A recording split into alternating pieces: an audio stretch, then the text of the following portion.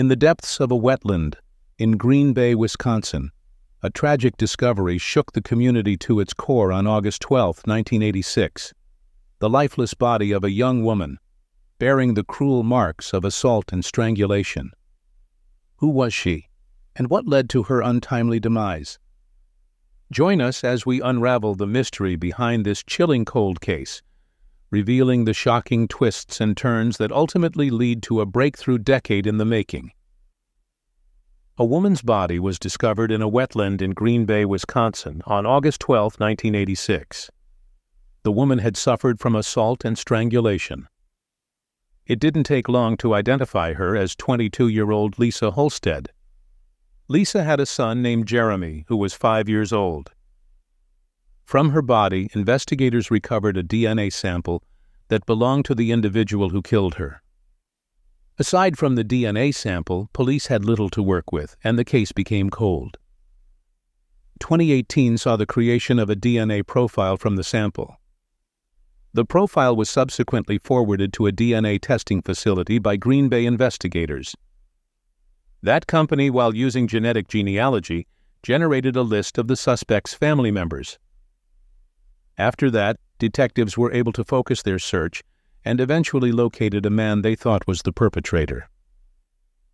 Detective David Graff of the Green Bay Police Department said that the procedure was similar to constructing a family tree in reverse. Despite their high level of confidence in having found the individual they were searching for, the investigators needed to be 100% sure. On September 15, 2020, detectives retrieved cigarettes and beer cans from the suspect's trash. After that, these items were sent for DNA analysis. These tests' outcomes verified that the DNA from this man and the samples collected from the crime site matched. His name is Lou Griffin. He has a lengthy record of being violent towards women and children. Griffin was apprehended in 1981 for a separate crime, which regrettably took place before police began obtaining DNA. At the time of Lisa's slaying in 1986, he was out on parole and residing in the Green Bay area. Griffin, at the age of 65 years old, was taken into custody in October 2020 for taking Lisa's life. He was brought to the Brown County Prison. Jeremy, Lisa's son, spoke about the arrest. He was just 5 years old when his mother was stolen from him. "Closure is all I want. My family has been wanting it for the past 34 years. I wish my grandmother was still with us, so she could see this. Sometimes I'm happy. Sometimes, I get somewhat sad. I'm not sure how to put that into words," he added. Although you don't want to have your hopes raised too high only to have them dashed, but in all, I feel quite positive about it. Lisa's mother, sadly, died a few years ago without ever finding out who killed her daughter. A $1 million cash was set as bail by the judge. The court appearance for Griffin was scheduled for December 10, 2020. Griffin complained about a potential violation of his civil rights in a letter sent to a local television station in February 2021. He claimed that the allegations against him were made up by the detectives. He pointed out regarding his $1 million bail as well. He stated that now, 65 years old, he has been a part of the community for over 40 years. The trial for Griffin commenced in late 2022. On January 27, 2023, Lou Griffin entered a plea of not guilty in the courtroom. He was later deemed as guilty by a jury. His sentencing date is March 27, 2023. As the trial for Lou Griffin came to a close with a guilty verdict, justice seemed to have finally caught up with the perpetrator after decades of anguish and uncertainty for Lisa Holstead's family. However, even with this resolution, questions linger. What truly drove Griffin to commit such a heinous act? Were there other victims? The community now awaits the sentencing on March 27, 2023, wondering what closure this will bring and what lessons can be learned from this tragic case. What are your thoughts on this chilling cold case? Share your opinions and insights in the comments below. In the early hours of August 13, 2005, a peaceful small town was rocked by a chilling event. An intruder silently entered a home, armed with a knife from the kitchen, and targeted a young woman asleep in her bedroom. The situation took a terrifying turn as the assailant placed the knife around her neck and threatened to sexually assault her. But in a moment of sheer courage, the woman seized an opportunity to change the course of the night. How did this encounter shape the lives involved, and what untold consequences unfolded from this point? Stay tuned as we unravel a story of bravery, fear, and the quest for justice that spans years beyond this fateful night. Anthony Poole, Mills County Sheriff, stated that the case shook the entire community. "This doesn't happen at all in our county." During the incident, the assailant lowered the knife momentarily, and the woman managed to toss the weapon away. Following a brief altercation, Sheriff Anthony said that the perpetrator left the scene, leaving behind a drop of blood. It was a crucial piece of evidence that the Mills County Sheriff's Office had recovered, but without the appropriate resources, not much could have been done with it. Uploading it to the Combined DNA Index System, abbreviated CODIS, was the only thing they could do at the time. Meanwhile, a forensic expert from the Texas Department of Public Safety's crime lab established a single-source DNA profile for the unidentified male suspect. When the profile was first submitted to CODIS, the Combined DNA Index System, no matches were found. The sheriff's officers kept on gathering evidence and investigating the case, but they eventually hit a dead end. For nearly 2 decades, the case remained unsolved. This kind of tragedy stunned the locals, and the fact that the evidence had been lying there for almost 20 years was unfathomable. Everyone involved found it to be frustrating, per Sheriff Poole. According to Sheriff Poole, the Texas Rangers approached the office in 2021 and examined the blood drop for familial DNA search. This was a modern technology made possible by the SAKI, Sexual Assault Kit Initiative, a federal grant for advanced DNA analysis. "They actually returned with a familial match on it," he added. Sheriff Poole said that the lead investigator and old Sheriff Clint Hammonds tested a pair of gloves and found a perfect match. The match was 41-year-old Jessie Rodriguez. Rodriguez admitted his guilt right away, saying that the guilt had been eating him since the past 18 years. He expressed relief at having been finally apprehended. Rodriguez claimed that he broke into the victim's house and attempted to sexually assault her, but he was nicked in the interim and had to leave the site. Jessie Rodriguez, 41, was found guilty of a second-degree misconduct of attempted aggravated sexual assault by the 35th Judicial District Court of Mills County. Rodriguez was sentenced to the maximum of 20 years in jail. "It was a major victory for the county," said Sheriff Poole.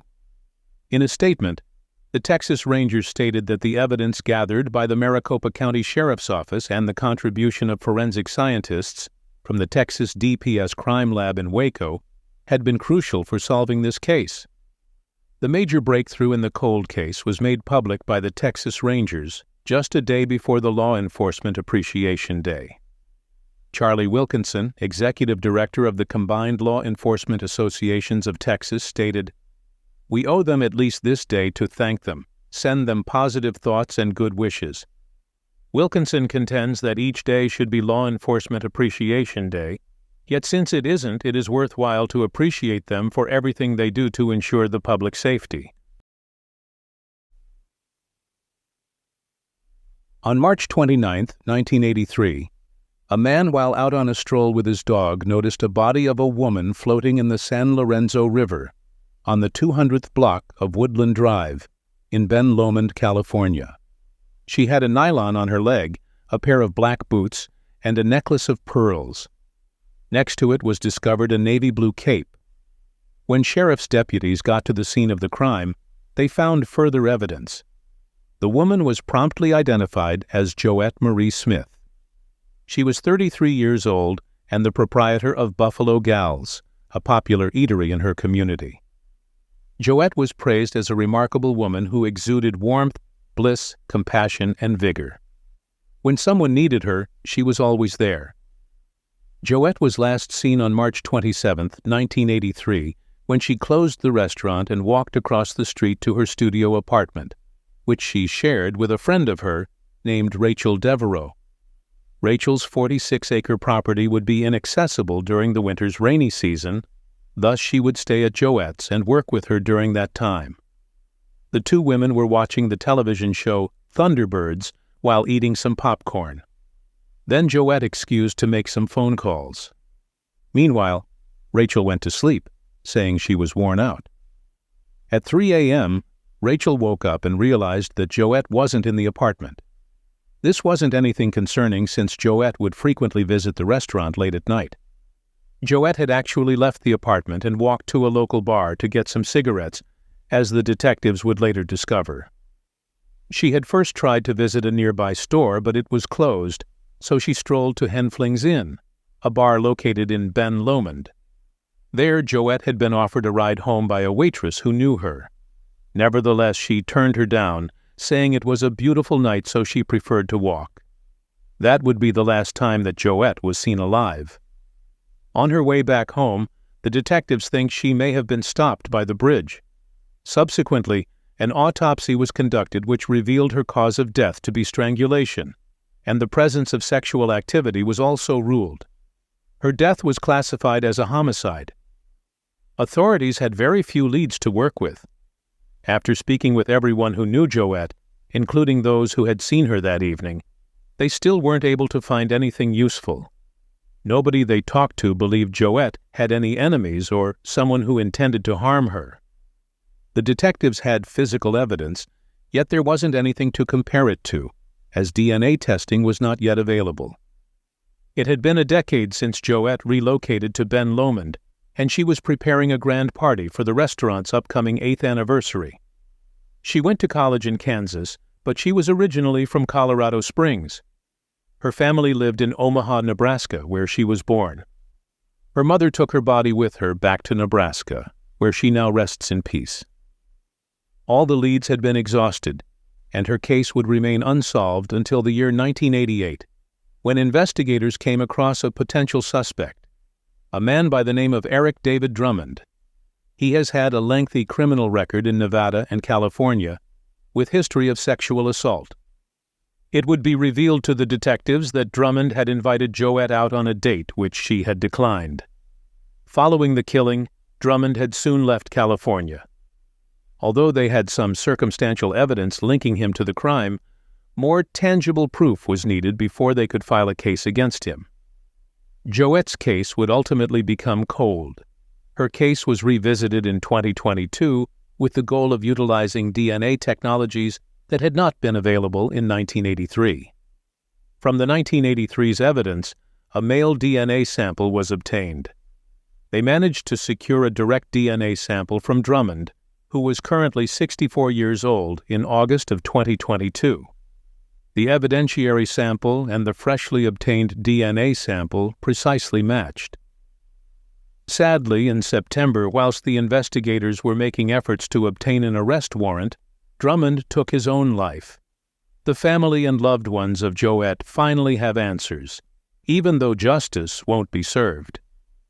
The detectives have also entered Drummond's DNA into CODIS, in order to find out if he is connected to any more unsolved cases. In a statement to the press, Joette's sister stated, "I just came to the realization a long time ago that they probably would never find her killer.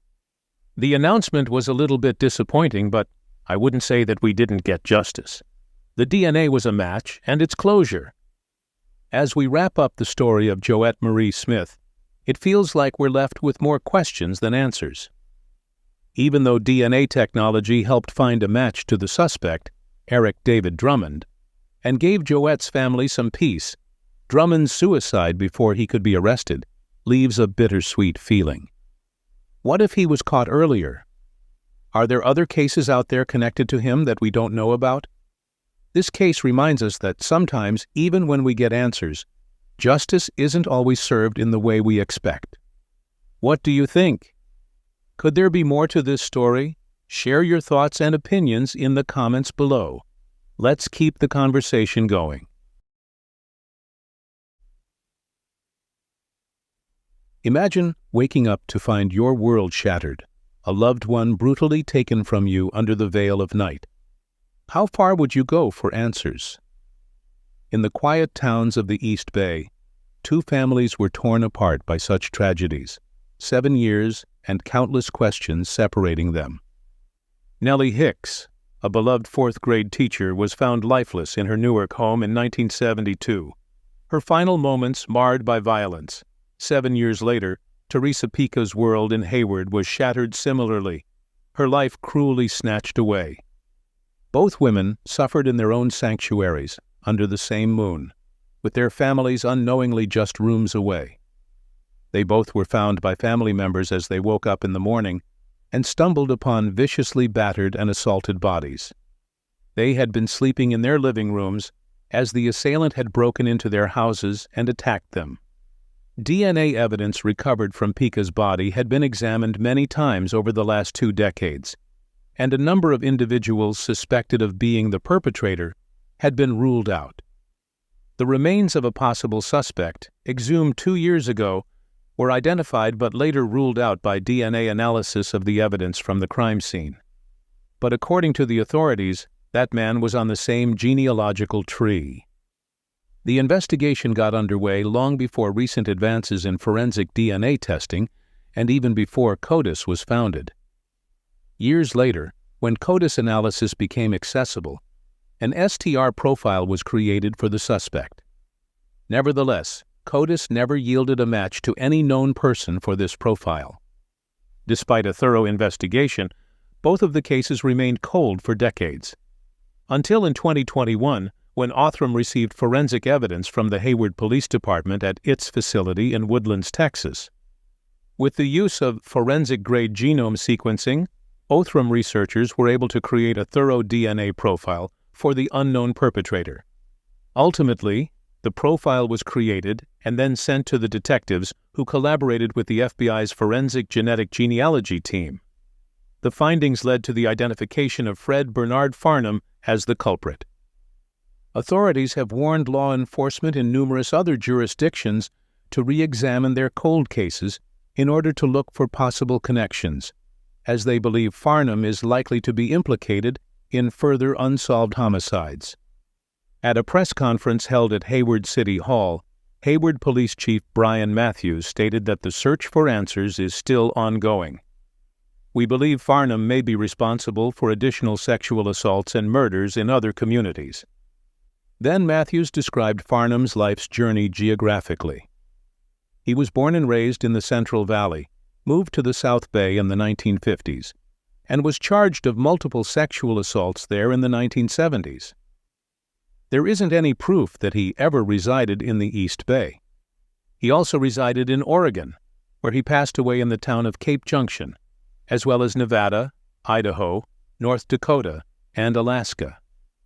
Farnham's criminal history in Santa Clara County dates back to the 1970s. He was convicted of multiple sexual assaults in Sunnyvale and San Jose, and he consequently served time in prison. On May 10, 1972, the lifeless body of a 59-year-old 4th-grade teacher, Hicks, was discovered in her Newark home at Ashland School in San Lorenzo. Ron, her son, was the one who found her body, who himself passed away 3 months before the police could solve the cold case of Hicks. Police learned that she had been assaulted and battered with a brick wrapped in pantyhose, as evidenced by the partially naked state of her body.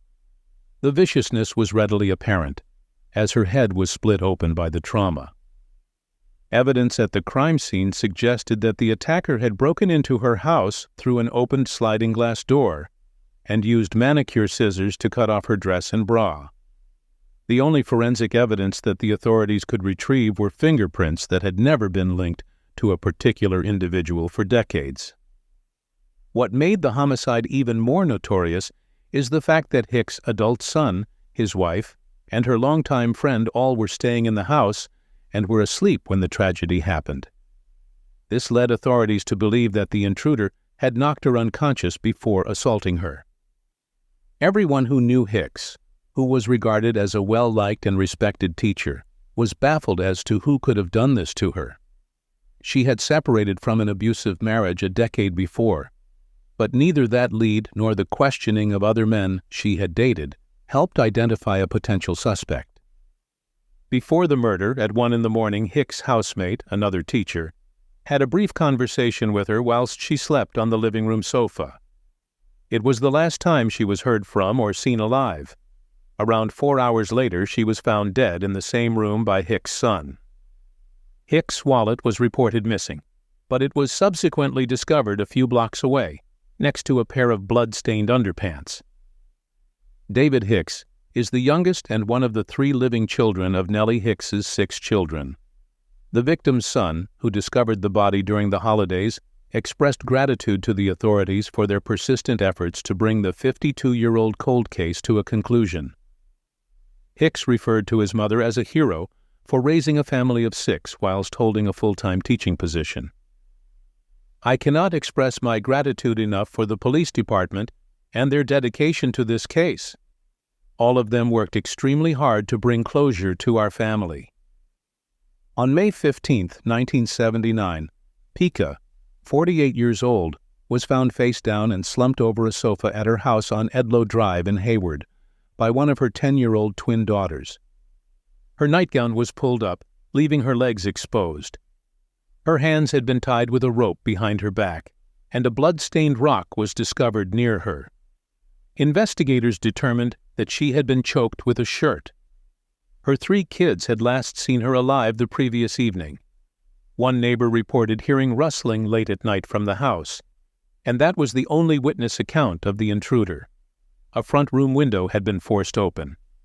Pica's purse went missing, and her wallet and other items were subsequently found in a neighbor's yard and in a garbage can down the street. Over the next few decades, several people had been the subject of investigations, but until recently, no suspect was identified. Farnham's identification offered closure, and Pica's daughter expressed relief in a statement spoken aloud during the press conference. The statement stated, "Our mother may now rest peacefully. We've come to terms with the fact that whoever did this would never face justice. Nevertheless, we thank God for your diligence and for never giving up. We can now move forward and put this traumatic chapter in our lives behind us." Following Pica's demise, Newark Police Captain Jolie Macchius said that Hayward and Newark Police connected the killings due to a recognizable behavioral pattern between the 2 cases, which fostered the notion that solving one would solve the other. According to her, today is really about these families and their perseverance over the previous 50 or more years. Anyone with information regarding any case that may involve Farnham can reach Hayward Police Officer Rob Parnell at 510-293-7176. 30 years ago, a mystery unfolded that left a community searching for answers. Now, a surprising twist brings new hope to a cold case that many thought would remain unsolved forever. Imagine, decades after a tragic event, the very family connected to the suspect steps forward, offering crucial pieces to a puzzle that has puzzled detectives for years. What could compel a family to break their silence after so long?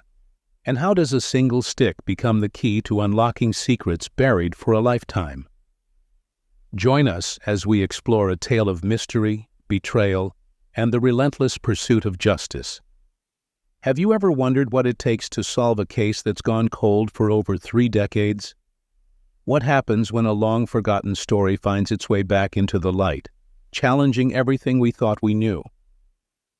At a press conference held precisely 30 years after the incident, investigators said that Ronald Cates's family members come forward to assist in cracking the Orange County cold case.